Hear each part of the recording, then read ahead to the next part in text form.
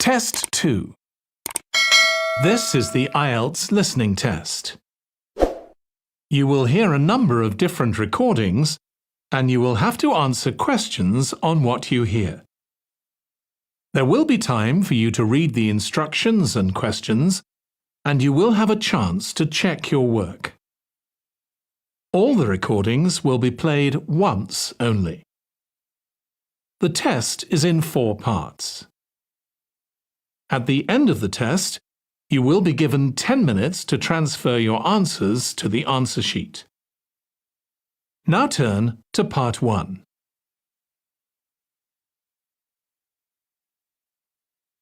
Part 1.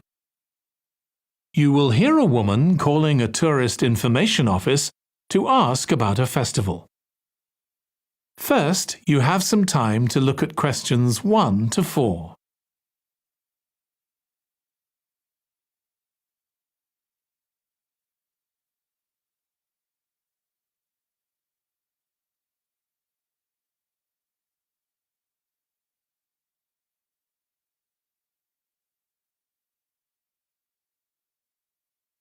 Now listen carefully and answer questions 1 to 4.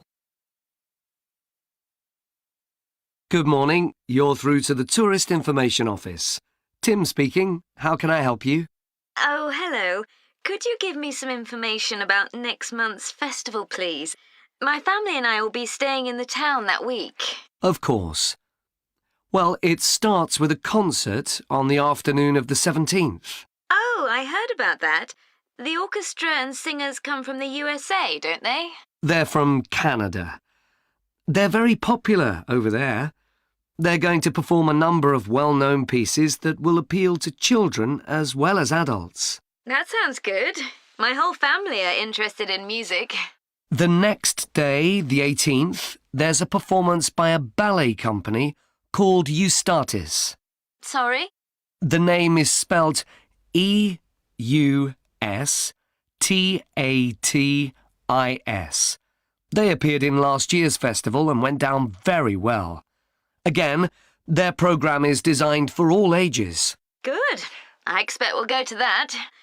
I hope there's going to be a play during the festival. A comedy, ideally. You're in luck.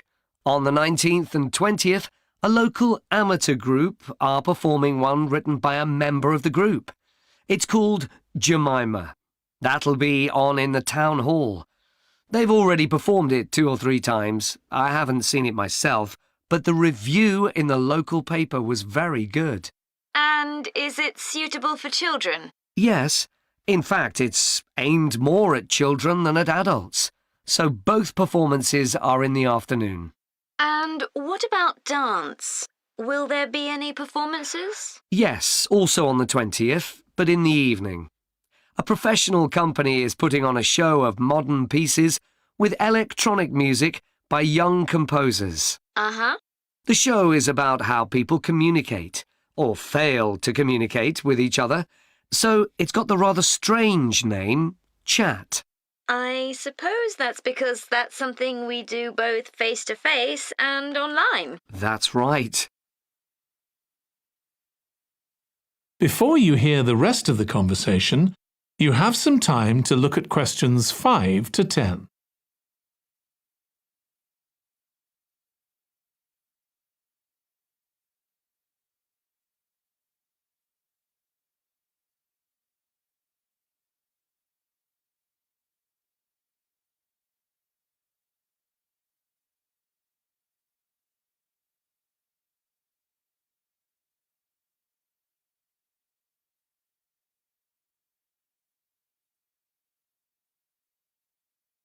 Now listen and answer questions 5 to 10.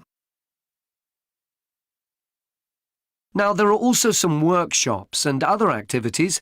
They'll all take place at least once every day, so everyone who wants to take part will have a chance. Good. We're particularly interested in cookery. You don't happen to have a cookery workshop, do you? We certainly do. It's going to focus on how to make food part of a healthy lifestyle.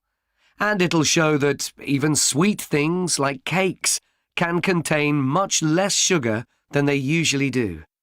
that might be worth going to. We're trying to encourage our children to cook. Another workshop is just for children, and that's on creating posters to reflect the history of the town.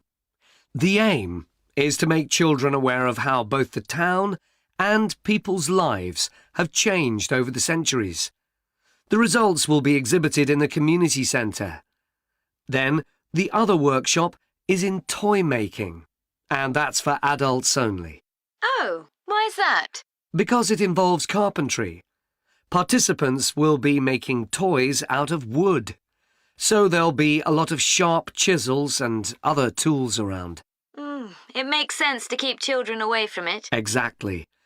Now, let me tell you about some of the outdoor activities. There'll be supervised wild swimming. Wild swimming? What's that? It just means swimming in natural waters, rather than a swimming pool. Oh, okay. In a lake, for instance. Yes, there's a beautiful one just outside the town, and that'll be the venue for the swimming. There'll be lifeguards on duty, so it's suitable for all ages. And finally, there'll be a walk in some nearby woods every day. The leader is an expert on insects. He'll show some that live in the woods and how important they are for the environment. So there are going to be all sorts of different things to do during the festival. There certainly are. If you'd like to read about how the preparations for the festival are going, the festival organizer is keeping a blog. Just search online for the festival website, and you'll find it. Well, thank you very much for all the information. You're welcome. Goodbye. Goodbye. That is the end of Part 1. You now have 1 minute to check your answers to Part 1.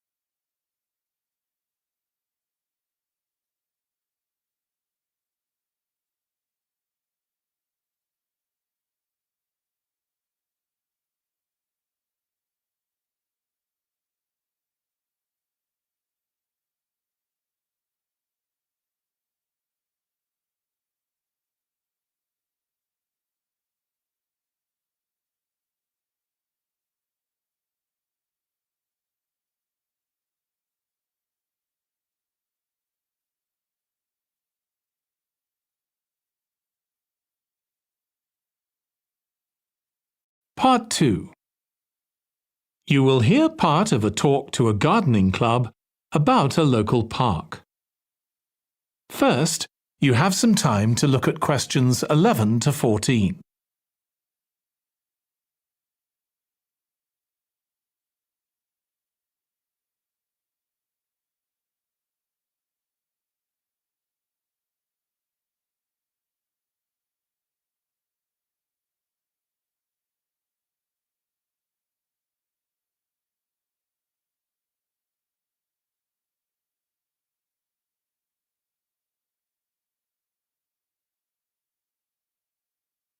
Now listen carefully and answer questions 11 to 14.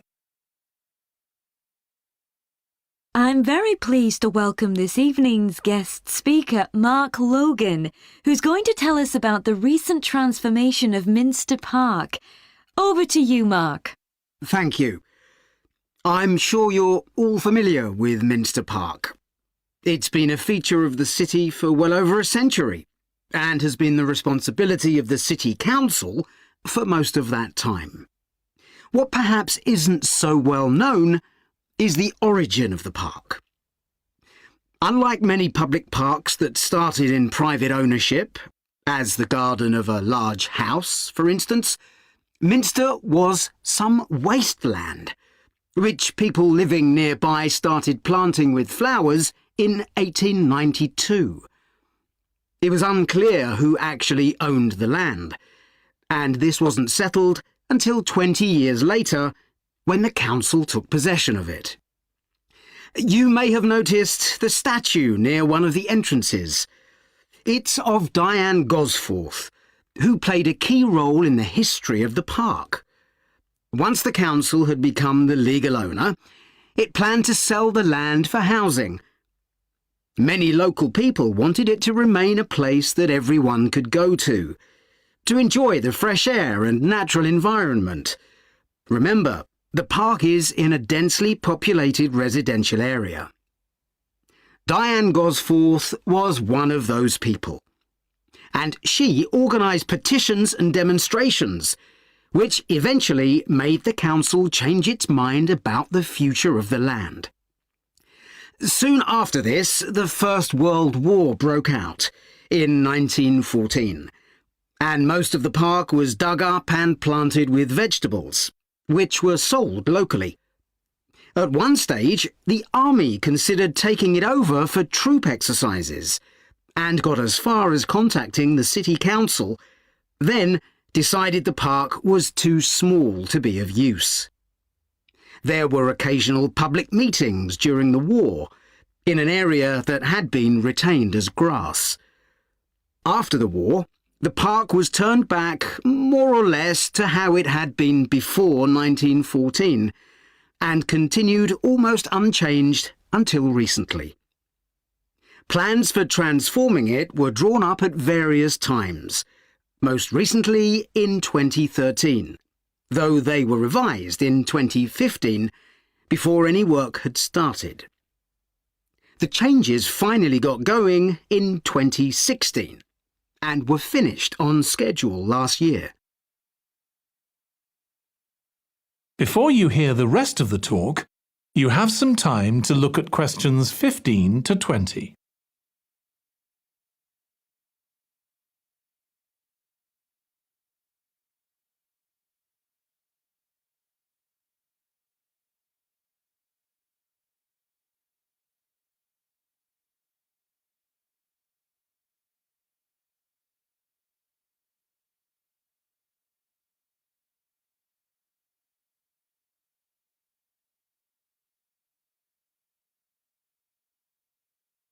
Now listen and answer questions 15 to 20. OK, let me tell you about some of the changes that have been made and some things that have been retained. If you look at this map, you'll see the familiar outline of the park, with the river forming the northern boundary, and a gate in each of the other three walls. The statue of Diane Gosforth has been moved. It used to be close to the south gate, but it's now immediately to the north of the lily pond, almost in the centre of the park, which makes it much more visible. There's a new area of wooden sculptures, which are on the riverbank, where the path from the east gate makes a sharp bend. There are two areas that are particularly intended for children. The playground has been enlarged and improved, and that's between the river and the path that leads from the pond to the river. Then there's a new maze, a circular series of paths separated by low hedges. That's near the west gate. You go north from there towards the river and then turn left to reach it. There have been tennis courts in the park for many years, and they've been doubled, from 4 to 8. They're still in the southwest corner of the park, where there's a right-angle bend in the path. Something else I'd like to mention is the new fitness area. This is right next to the lily pond on the same side as the west gate. Now, as you're all gardeners, I'm sure you'll like to hear about the plants that have been chosen for the park. That is the end of part 2. You now have 30 seconds to check your answers to part 2.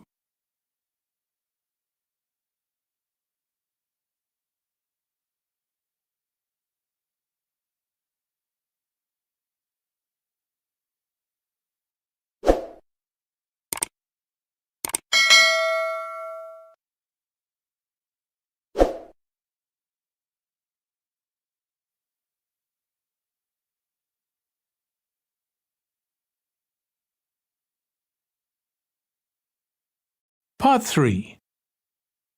You will hear two students of English called Kathy and Graham planning a display on 19th century British life and literature for a university event. First, you have some time to look at questions 21 to 24.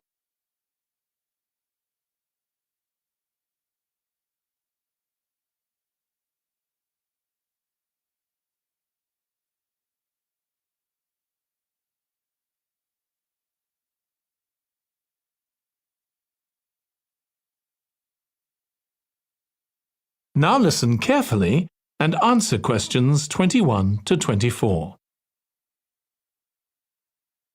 OK, Graham, so let's check we both know what we're supposed to be doing. OK. So, for the university's open day, we have to plan a display on British life and literature in the mid-19th century. That's right. But we'll have some people to help us find the materials and set it up, remember? For the moment, we just need to plan it. Good. So, have you gathered who's expected to come and see the display?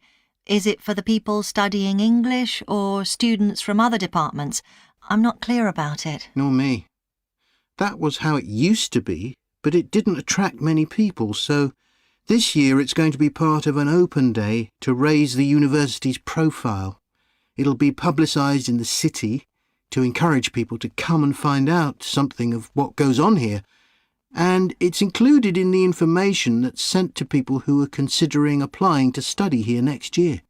Presumably, some current students and lecturers will come? I would imagine so. But we've been told to concentrate on the other categories of people. Right. We don't have to cover the whole range of 19th century literature, do we? No, it's entirely up to us. I suggest just using Charles Dickens. That's a good idea.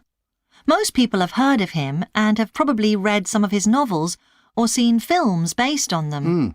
So that's a good lead-in to life in his time. Exactly. And his novels show the awful conditions that most people had to live in, don't they? He wanted to shock people into doing something about it. Did he do any campaigning other than writing? Yes, he campaigned for education and other social reforms and gave talks. But I'm inclined to ignore that and focus on the novels. Yes, I agree. Before you hear the rest of the discussion, you have some time to look at questions 25 to 30.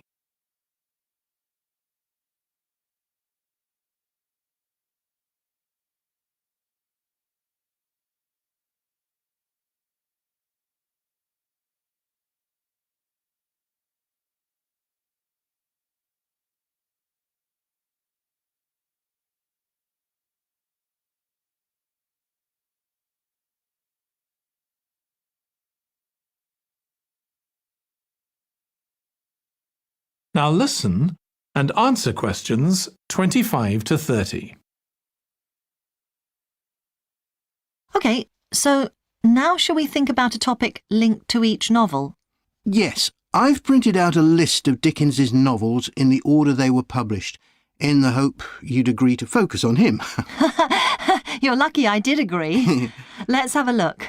OK, the first was The Pickwick Papers, published in 1836. It was very successful when it came out, wasn't it? And was adapted for the theatre straight away. There's an interesting point, though, that there's a character who keeps falling asleep, and that medical condition was named after the book, Pickwickian syndrome. Oh, so why don't we use that as the topic and include some quotations from the novel? Right. Next is Oliver Twist. Mm-hmm. There's a lot in the novel about poverty, but maybe something less obvious. Well, Oliver is taught how to steal, isn't he? We could use that to illustrate the fact that very few children went to school, particularly not poor children, so they learnt in other ways. Good idea. What's next? Maybe Nicholas Nickleby? Actually, he taught in a really cruel school, didn't he? That's right. But there's also the company of touring actors that Nicholas joins. We could do something on theatres and other amusements of the time. We don't want only the bad things, do we? OK. What about Martin Chuzzlewit? He goes to the USA, doesn't he? Yes. And Dickens himself had been there a year before and drew on his experience there in the novel. I wonder, though. The main theme is selfishness. So we could do something on social justice? No, too general. Let's keep to your idea. I think it would work well. He wrote Bleak House next. That's my favourite of his novels. Yes, mine too. Oh, His satire of the legal system is pretty powerful. that's true. But think about Esther, the heroine. As a child, she lives with someone she doesn't know is her aunt, who treats her very badly. Then she's very happy living with her guardian, and he puts her in charge of the household. And at the end, she gets married, and her guardian gives her and her husband a house, where, of course, they're very happy. Yes, I like that. What shall we take next? Little Dorrit? Old Mr. Dorrit has been in a debtor's prison for years. So was Dickens's father, wasn't he? That's right. What about focusing on the part when Mr. Dorrit inherits a fortune and he starts pretending he's always been rich? Good idea. OK. So next we need to think about what materials we want to illustrate each issue. That's going to be quite hard. That is the end of Part 3. You now have 30 seconds to check your answers to Part 3.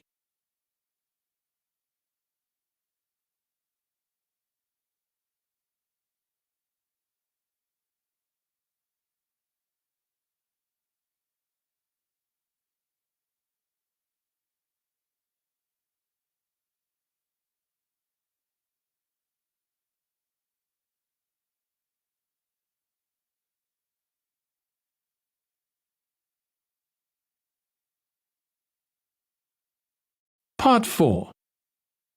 You will hear part of a presentation about an agricultural program in the country of Mozambique. First, you have some time to look at questions 31 to 40.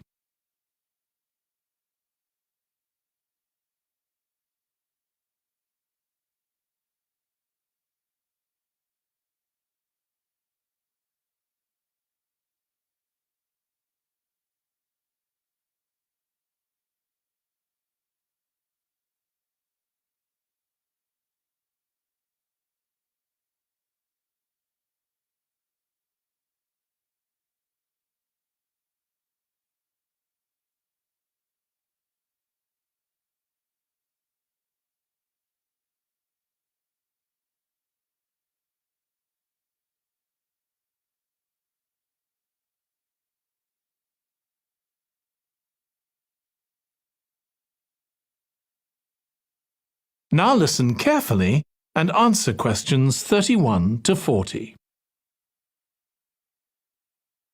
I'm going to report on a case study of a program which has been set up to help rural populations in Mozambique, a largely agricultural country in Southeast Africa.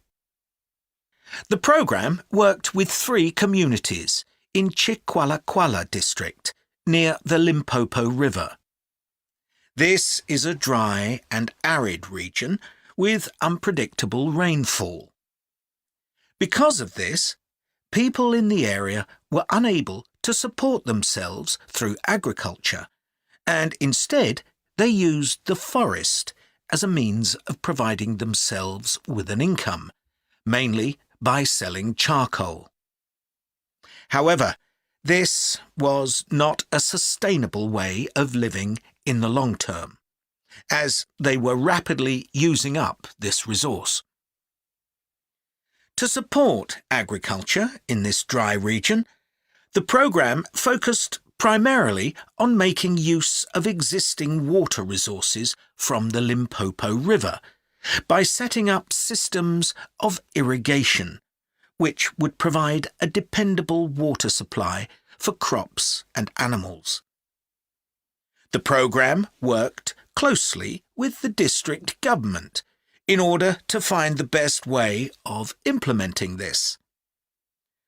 The region already had one farmers' association, and it was decided to set up 2 more of these. These associations planned and carried out activities including water management, livestock breeding and agriculture.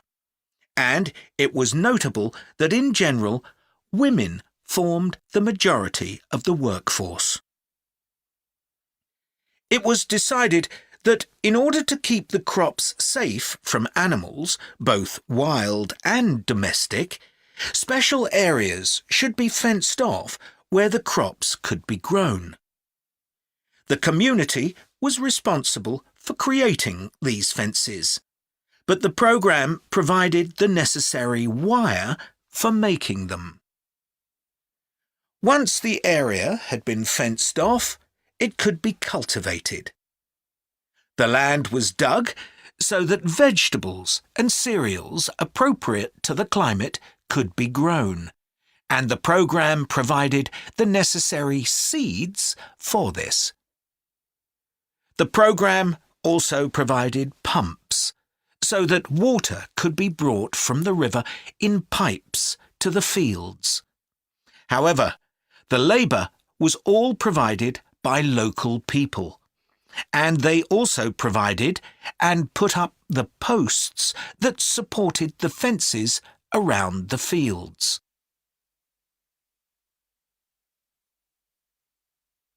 Once the programme had been set up, its development was monitored carefully.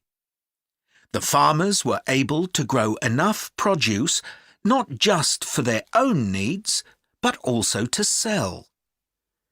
However, getting the produce to places where it could be marketed was sometimes a problem, as the farmers did not have access to transport, and this resulted in large amounts of produce, especially vegetables, being spoiled. This problem was discussed with the farmers' associations, and it was decided that in order to prevent food from being spoiled, the farmers needed to learn techniques for its preservation. There was also an additional initiative that had not been originally planned, but which became a central feature of the programme. This was when farmers started to dig holes for tanks in the fenced-off areas and to fill these with water and use them for breeding fish, an important source of protein. After a time, another suggestion was made by local people which hadn't been part of the programme's original proposal, but which was also adopted later on. They decided to try setting up colonies of bees, which would provide honey both for their own consumption and to sell.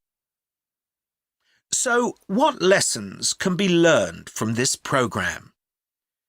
First of all, it tells us that in dry, arid regions, if there is access to a reliable source of water, there is great potential for the development of agriculture.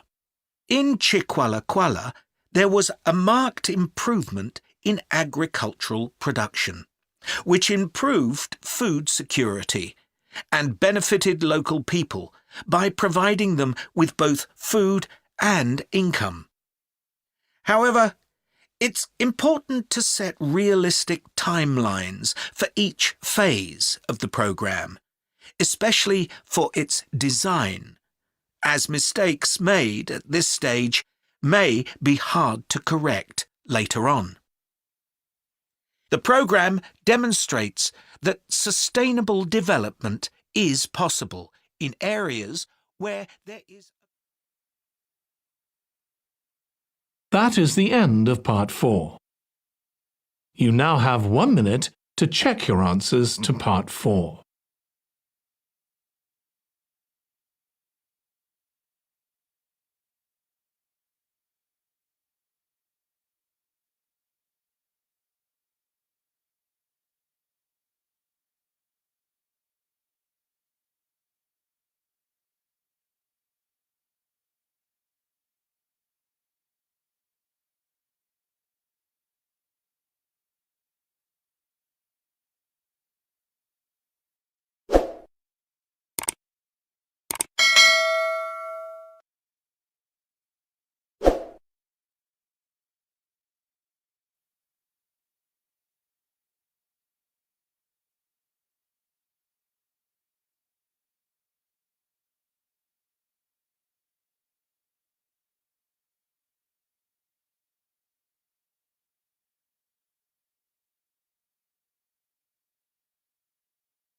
That is the end of the listening test. In the IELTS test, you would now have 10 minutes to transfer your answers to the answer sheet.